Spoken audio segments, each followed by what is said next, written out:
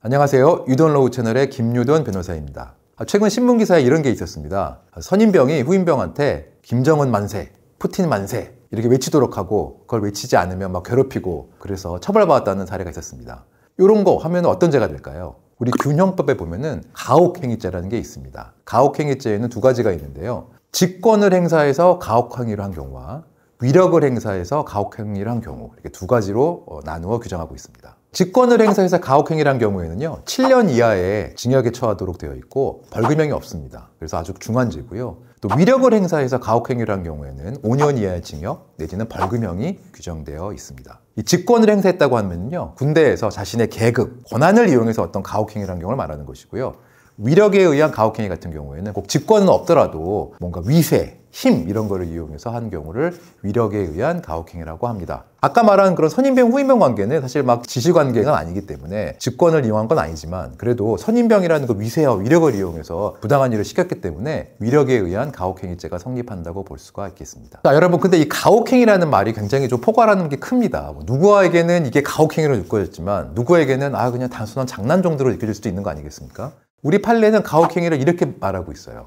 육체적, 정신적으로 견디기 어려운 고통 이렇게만 말하고 있습니다. 그래서 사실 김정은 만세, 푸틴 만세 이렇게 외치라고 한 게 본인에게 정신적으로 견디기 어려울 고통이었는지를 판단을 해서 그것이 가혹행위에 해당한다고 하면 처벌을 받게 되는 것입니다. 아까 말한 그 사례에서는 사실 선임병이 그것만 시킨 게 아니라 벌거벗은 채로 샤워를 하고 있는데 그 상태로 엎드려 뻗쳐를 시킨다든지 아니면 목욕을 하고 있는데 막 박스로 물을 부린다든지 이렇게 막 지속적으로 여러 가지 괴롭힘이 있었습니다. 그래서 이런 것들 종합을 해서 가혹행위죄가 성립한다고 보고 벌금 700만 원을 선고한 사안이었습니다. 사실 군대 내에서는 비슷한 나이 또래의 친구들이 모여서 생활하기 때문에 자기는 편하게 장난한다고 생각을 하고 한 것들이 이렇게 가혹행위로 처벌되는 경우가 종종 많이 있습니다.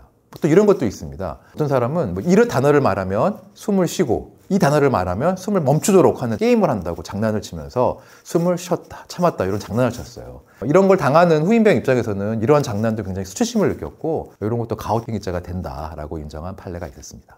네, 반면에 가혹행위죄를 인정하지 않은 사례도 있습니다.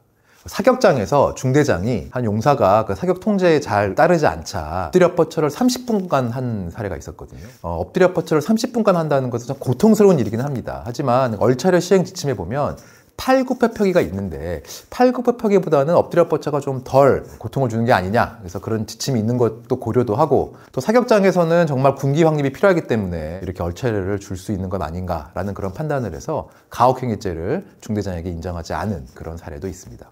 자, 지금까지 가혹행위죄 알아봤는데요. 사실 가혹행위죄로 자칫 수사를 받고 있다면 사실은 그 행동도 중요하지만 상대와의 관계, 그 다음에 주변의 어떤 분위기, 그런 일을 하게 된 경위를 잘 얘기를 해서 이것은 정말 정신적, 육체적으로 견디기 어려울 고통을 준 게 아니라 정말 자연스러운 장난에 불과했다라는 거를 좀 잘 변론해야 될 필요가 있습니다. 또 반면에 가혹행위죄 당했다고 하면 그 피해자 입장에서는 반대로 그와의 관계, 여러 가지 주변 상황을 봤을 때 내가 정말 정신적, 육체적으로 견디기 어려운 고통을 겪었다는 것을 잘 표현해서 또 고소를 하고 진술을 해야 됩니다.